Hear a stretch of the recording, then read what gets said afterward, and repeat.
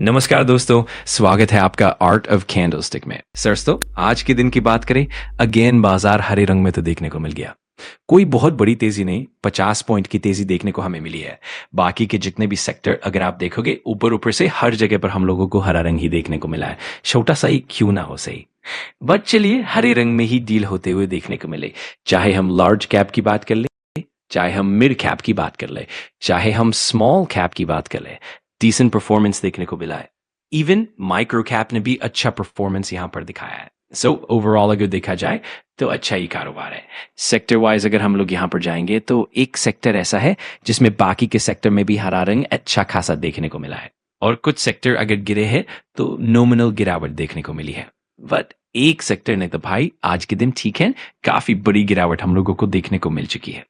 अगर हम लोग निफ्टी की बात करें, बोलते ना निफ्टी में 50 शेयर्स होते हैं, उसके अगर टॉप लूजर्स भी अगर हम देखेंगे तो नंबर 1 इन्फोसिस, नंबर 2 टीसीएस, फिर एचसीएल टेक, फिर टेक महिंद्रा, फिर विप्रो। जितने भी सबके सब टॉप लूजर्स में हम लोगों को टॉप करते हुए देखने को मिल रहे हैं।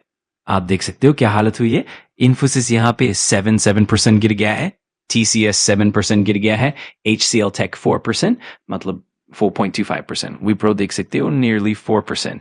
L&T Infotech, Mindtree, Tech Mahindra, Persistent Systems, Oracle, Coforge, Infosys, जितनी भी अन्य आईटी कंपनियां हैं, लिस्ट तो बहुत बड़ी है। आप देख सकते हो 7-8% की गिरावट, 5-6% की गिरावट। जहां पर अगर आप नजर घुमाओगे आईटी स्पेस पर, हर जगह काफी सॉलिड और कॉन्क्रीट रीजन होता है। मतलब अगर आपने जितने भी वीडियोस देखे होंगे उसमें आपको इसी के बारे में सुनने और देखने को मिला होगा। उसी के बारे में मैं आप लोगों के सामने क्या एग्जैक्टली यहां पर गड़बड़ हुई है, वही चीज आप लोगों के सामने रखने वाला हूं। अमेरिका मतलब क्या है? ट्रंप ने कुछ अनाउंस किया? अरे बिल्कुल भी नहीं। ठीक है दोस्तों, आईटी अगर हम कहते हैं ना, टेक्नोलॉजी मतलब अमेरिका। हमेशा याद रखना, कुछ भी अगर होगा ना तो अमेरिका से ही होगा।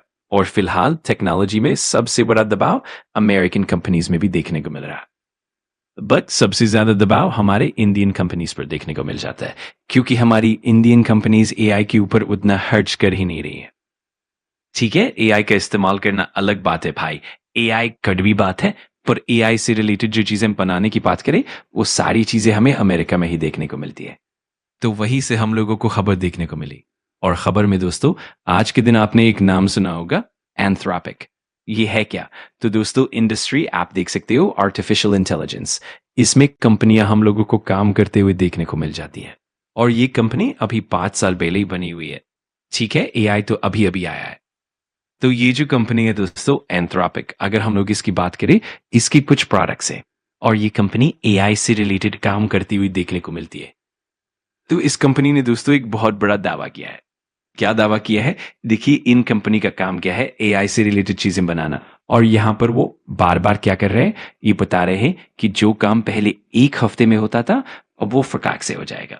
जो काम बहुत लोग करते थे, अब कम लोगों के साथ हो जाएगा। ऐसे नए नए एआई टूल्स हम लोगों को देखने को मिल रहे हैं। होने वाला ये है कि आप यहां पर देख सकते हो सबसे पहले कि आईटी कंपनीज क्यों गिरी, बिकॉज यहां पर एंथ्रोपिक का नया AI tool Indian IT companies के लिए थ्रेट बनता हुआ देखने को मिल रहा है। वो कैसे, उसके ऊपर हम थोड़ी देर बाद आएंगे। पर आप यहां पर देख सकते हो, इन्होंने जो नया टूल यहां पर लाया है, वो एग्जैक्टली क्या काम करता है? It can read the file, organise the folder, draft the document without detailed human instruction. ठीक है, और यहां पर 11 प्लगइन्स लेकर आए हैं। 11 प्लगइन्स मतलब वो बता रहे हैं कि अब उनका एआई टूल और कहां कहां मदद करेगा, चीजों को आसान करेगा। तो ये 11 प्लगइन्स देखने को मिल रहे हैं, जिसमें legal, sales, marketing, data analysis है। चलो मैं वो 11 आप लोगों को जगह दिखा देता हूं। ये देखो, लीगल में मदद करेगा, और उसी के साथ साथ प्लग इन मैनेजमेंट की भी बात कर ले। मतलब ओवरऑल अगर बात करें तो 11 चीजें वो मार्केट में लेकर आए हैं। एकदम आसान भाषा में अगर बोलूं तो हमारी जो आईटी कंपनीज ये काम करती थी, अब वही काम ही एआई टूल कर सकता है। अगर थोड़ा और आसान एग्जांपल दूं, मान लो कोई आईटी कंपनी है XYZ, अगर वो 1 महीने में कोई काम करके देती है और उसका वो 1 लाख चार्ज करती है, तो यही एआई टूल वही काम शायद 1 हफ्ते में कर देगा, और शायद 60,000 में। और इसी के चलते आईटी कंपनीज में डर का माहौल बैठा हुआ है।